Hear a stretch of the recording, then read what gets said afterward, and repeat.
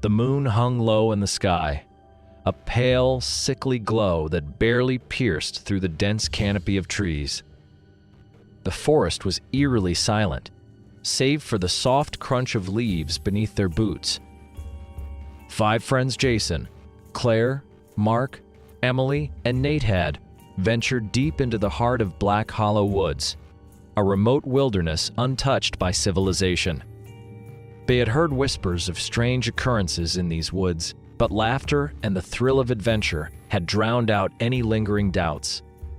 They reached a small clearing just before dusk. Setting up camp was routine, pitching tents, gathering firewood, and sharing stories by the flickering flames. The warmth of the fire warded off the creeping chill of the night, but an uneasy feeling settled over them, gnawing at the edges of their excitement. "Anyone else notice how quiet it is?" Emily asked, her voice barely above a whisper. "Yeah, no crickets, no birds," Jason muttered, glancing into the darkened woods. "It's weird," Mark scoffed. "Come on, guys, it's just the wilderness. Maybe we scared everything off." But the silence persisted, unnatural and heavy, pressing down on them like an unseen force. As the fire crackled and spit embers into the night, Nate swore he saw something move between the Teresa shadow darker than the night itself. He shivered, dismissing it as a trick of his mind. As the night deepened, one by one, they retired to their tents. The fire burned low, casting dancing shadows on the fabric walls. Jason lay awake, listening to the silence. Then, the whispering began. It was faint at first, like the wind rustling through the leaves, but it grew clearer, an incoherent murmuring of voices, overlapping and shifting, just outside his tent. He held his breath, his heart pounding against his ribs. "Nate? Mark?" he called out, but there was no response. The voices stopped. The silence returned, heavier this time, pressing against his eardrums. He closed his eyes, willing himself to sleep, but the feeling of being watched never left him. The next morning, Jason woke to find Nate's tent unzipped and empty. His sleeping bag was still there, but there was no sign of Nate himself. His boots were gone, as if he had simply walked away in the dead of night. "Maybe he just went to take a leak," Mark suggested, though worry laced his voice. But Nate didn't return. Hours passed, and panic set in. The group split up to search, calling his name until their voices grew hoarse. The forest swallowed their cries, offering nothing in return. Then Emily found something Nate's flashlight, half buried in the dirt. The glass was shattered, as if it had been crushed by something heavy. Nearby, the undergrowth was disturbed, footprints leading deeper into the trees. But they weren't Nate's footprints. They were larger, and there were too many. Night came again. Fear sat thick in the air as they huddled by the fire, clutching whatever makeshift weapons they could find. No one spoke. The darkness beyond the firelight seemed alive, shifting and moving just beyond sight. Then, the whispering returned. This time, it was all around them, rising in volume, a chorus of tortured voices.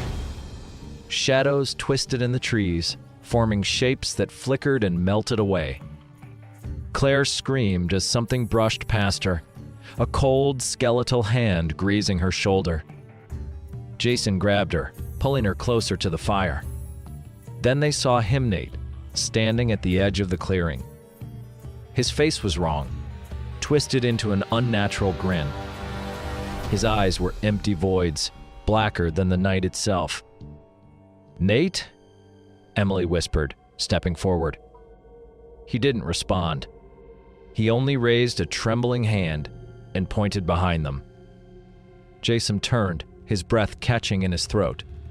A figure loomed in the darkness, a towering, shapeless entity with too many limbs, its hollow face shifting between familiar features.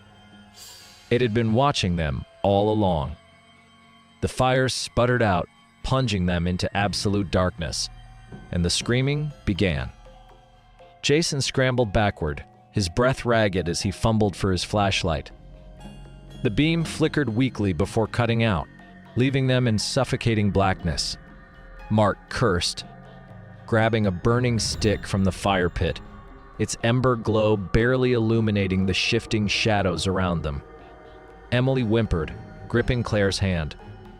"We need to run."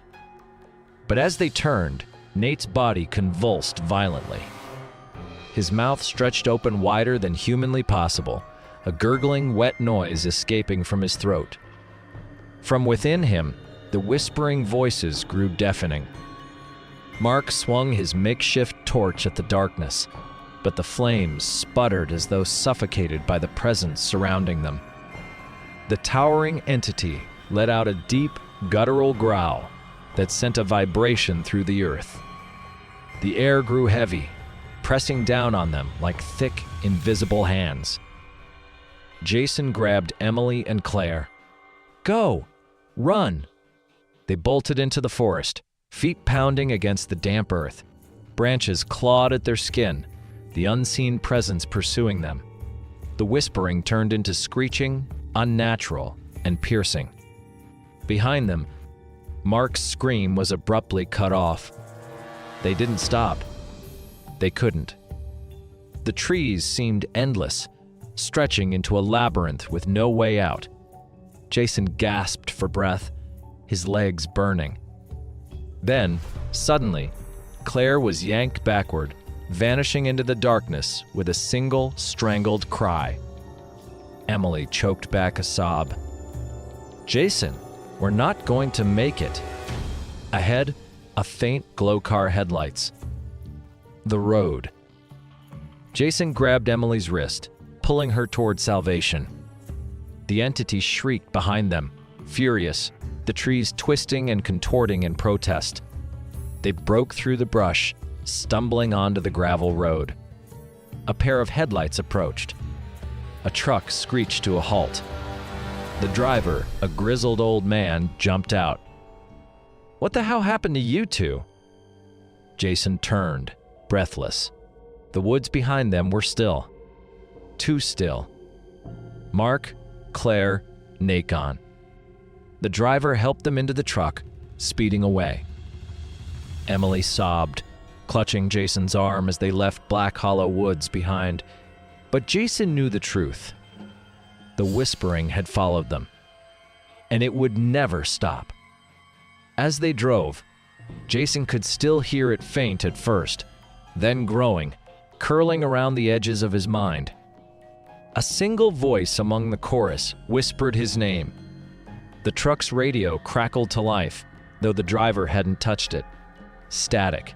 Then, a voice Jason recognized. "Jason?" His breath caught in his throat. He turned to Emily, her face pale, her eyes locked forward in terror. Because the whispering wasn't just in his head. It was inside the truck, and it was getting louder.